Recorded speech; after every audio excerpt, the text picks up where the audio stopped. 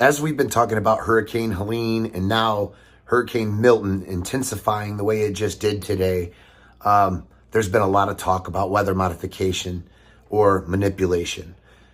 I have a video I wanted to share with you with all this going on. I've been talking about this for the last day or two, and I found this to be really interesting. This is a climate geoengineer researcher named Dane Wigington, and he claims to have spoke to members of Congress that have districts in the path of Helene that just came through. And they are saying, according to him, that this is not normal. And he is telling them, you're correct. This is manipulated weather via HARP and some other technologies. Listen to this. Tell me what you think. I have one thing to say after you watch the video. Do so. Could you tell us about some of your recent discussions, conversations, briefings that you've had with political leaders from the states in question that have asked you what you think? First of all, what did they specifically ask you, if you can tell us, and how did they respond to your answers? Yes, Colonel McGregor, I had an hour conference call yesterday with the representatives and senators from the Carolinas, and we presented the data to them to answer their questions about how this manipulation occurs. They realized this was not a natural event. They're trying to digest the fact that their states were literally under assault from weather modification operations that are clearly connected with DoD operations, and we can speculate again on the agendas and objectives being carried out, but the fact that the storm was manipulated is absolutely inarguable. We know that technology to stop these rotations from even occurring has existed for decades with the manipulation of atmospheric pressure zones. HARP in Alaska is one example many people are familiar with. That's an ionosphere heater.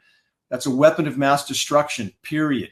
It can cause an electrical chain reaction in the ionosphere, which heats it to extraordinarily high temperatures, which causes the atmosphere to bulge up and down. The downward push creates a high pressure dome that can steer the jet stream. And the same type of manipulation can create low pressure zones. When they have this type of power over the climate system, they can make or break these storms anytime they want. And again, what we see now is storms kept weaker as they're over the ocean because they're harder to steer until they reach the land-based network of transmitters. And then we have, Colonel McGregor, rapid intensification. You've heard that term probably a lot lately because that's how they manipulate these storms. And again, we have Acapulco last October being the extreme example of rapid intensification, an insignificant low pressure system developed into the strongest Cat 5 hurricane to ever hit that part of the world in less than 24 hours, laid waste to Acapulco. And by the way, Hurricane John, which just hit Acapulco again as Hurricane Helene was wreaking havoc in the Carolinas. Not many people know that. So Acapulco just got dealt another blow. So again, how many agendas and objectives are being carried out when we know they can manipulate these storms and we know they can make or break them anytime they want? And again, I bring up the oil infrastructure in the Gulf of Mexico that seems to magically miss any sort of damaging storm again and again and again, while the storms wreak havoc inland and on shorelines. It's not a coincidence. They have that much sway over. So again, I'm just pointing out there's many, many layers. It's not just one objective being carried out. And we can speculate about all those objectives and agendas, but the bottom line is the storm is being steered, period. We're recording the frequency transmission energizing that has a repelling effect on the storm. That's what this is the basis of how they steer that storm. The frequency transmissions repel the air mass that's saturated with electrically conductive particulates, and that's exactly what's happening. And so again, there's no question this is going on, and as we discussed off the air, Greg, I'm communicating with congressional representatives from the Carolinas, had a long conference call this week, about an hour long. I presented data to them. They're on board. They're livid.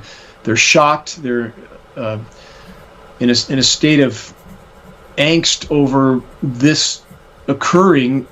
And we're sending printed materials, geoengineeringwatch.org printed materials, which are the most effective key to the door. We pass those on our website for less than our cost of producing and shipping. But we give them to, of course, any type of governmental official or agency, and we send them at our cost to them. And a huge box of these materials have already been sent to the congressional representatives from Carolina.